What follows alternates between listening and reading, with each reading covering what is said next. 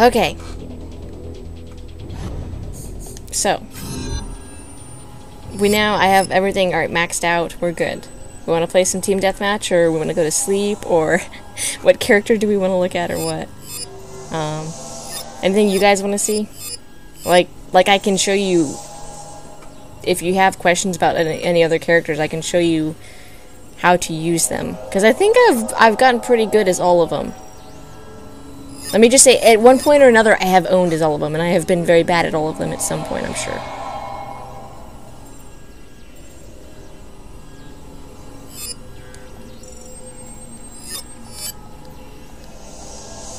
Which do I prefer? It depends on the team. It depends on the team I'm playing with, because depending on the team, I will need to play a different character, a different role to support that team. Obviously, scientist for healing, or pretty much just healing for scientist, or if I need to fly around, conquest is good for scientists because they can get there so quickly. Infiltrator if I'm pretty much going solo, because I can stay in the shadows, I hide, as long as my team is either taking care of it, or if, especially in team deathmatches, if the whole parade of people are out there, I can pretty much go solo and then just get a lot of kills myself. A destroyer is very much a team-oriented thing. You cannot be a destroyer, in my opinion, without a good team, unless you're just super really good at destroyer. I had a really good run as a destroyer earlier without a super good team. Sometimes they'd be there and they'd be healing me. Otherwise, other times I'd just be there fighting, 2 or 3 members on the other team. Granted, most of them were scientists, but there was this one tank who wouldn't leave me alone. And he killed me most of the time, but at some point I got back at him. I think it was mostly because of the Energon Harvester, which is a bit overpowered now. Titan is good in pretty much any situation. He has the Scrapmaker for long range. The shotgun is a beast, especially with the upgrade to take more health. As long as you can actually hit the enemy, you're pretty much set with that. So you have, I don't normally use the Whirlwind except when there's a group of enemies, and I'm sure that I can, either trap some of them or, get them because it is slower. And the new gun that we got, that brings in a new thing. So with the cloaker now, I used to be able to snipe with the, what gun is that? Not the actual sniper. The Path Blaster. That would be how I would snipe before they raised the thing. I would sit back. It doesn't scope in, but it's so precise that you can go ahead and you can snipe from pretty halfway across the map. Or even all the way across the map. I think once or twice I've gotten a few hits. It's a little bit hard to kill somebody from that far, though. So I prefer to snipe and stay out of the action with the Infiltrator, but it's also really good for being in the action with the Path Blaster and the Scatter Blaster with your cloaking and everything.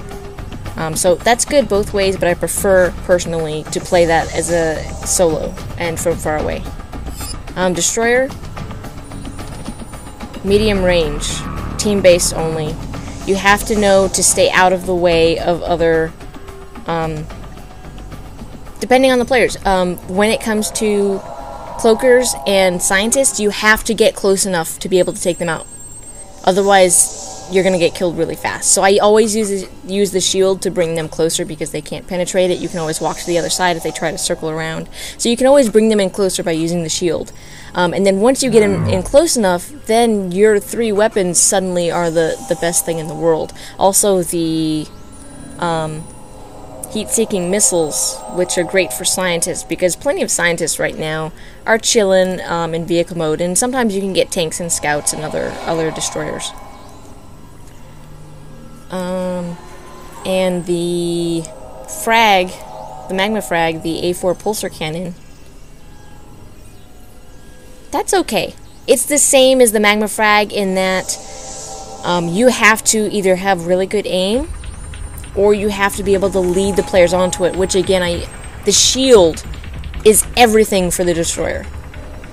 You use that shield to force the other team, to force your opponents to move where you want them to go. So even if you miss and your shot lands on the ground with the Magma Frag A4 pulsar cannon, if you land that on the ground, if you can get your enemy to walk on top of it, bro, if you can get your enemy to walk on top of it, then you can detonate it, and it'll be just as good as if you had stuck it to them. And then for the riot cannon and the heat-seeking missiles, both, I always aim for the ground. Never aim for the body, because if you miss, it's going to fly right past them. It won't even count. If you hit the ground next to them, though, even if you miss them, they're still going to get hit by splash damage. And then always remember to melee if they get really close. Titans, you have to stay away from Titans because of their whirlwind and their shotguns. So you have to stay away from them, and it's really hard to work around them, because they always want to take you from medium range to close range, and you don't want to get in there. So you have to stay. If you can stay just out of range of their shotgun, you'll be really good.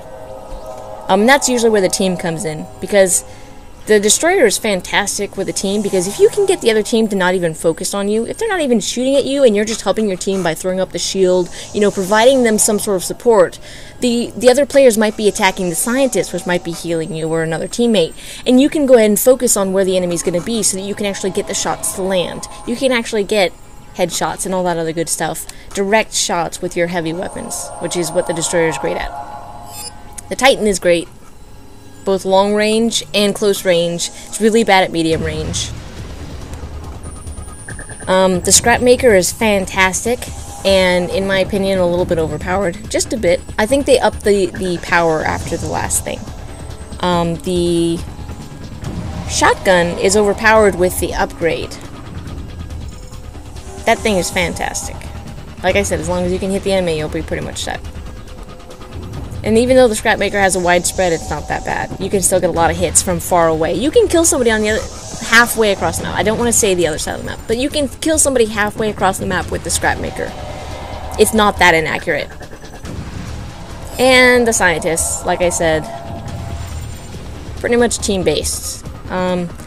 If I'm being the scientist and I'm playing solo, which occasionally I do, I'm probably going to do that technique where I'm using the pistol and the neutron assault rifle. Sometimes I will use only the pistol to just sort of bring down their health, because some people, even though I think the damage is really low, I think they did up the damage a little bit since the last upgrade, and I believe the damage is cumulative, right?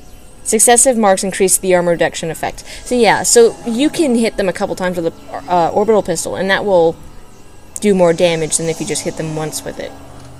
I usually prefer just to hit them once with it and then go for it, though, because it takes a while to fire again. It has a low rate of fire. It says it's only halfway, but I think it's low. So yeah. And that is how I play as each character.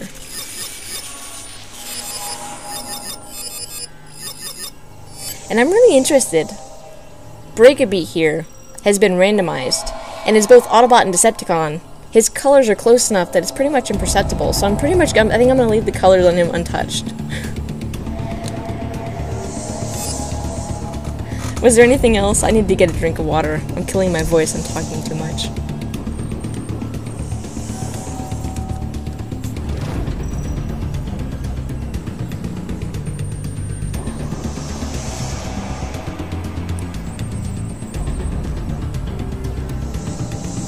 Oh, for YouTube, because I'm pretty sure I'm going to upload this video, because this is actually a great video. Thank you for the question.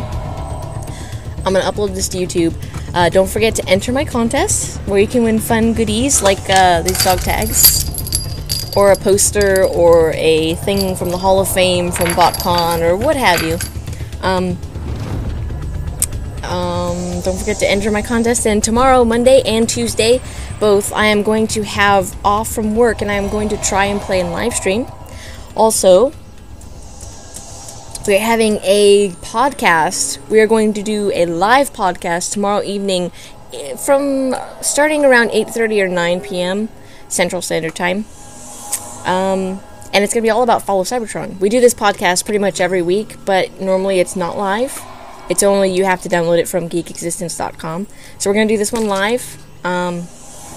If you miss it, don't worry, it'll be up on geekexistence.com later in the week, so you can actually listen to it if you do miss it.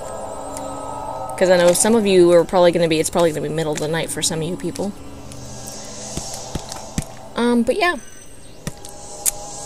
So that's it. I'll go ahead and I'll stop this video. We'll start another one for the stream if we have any more questions.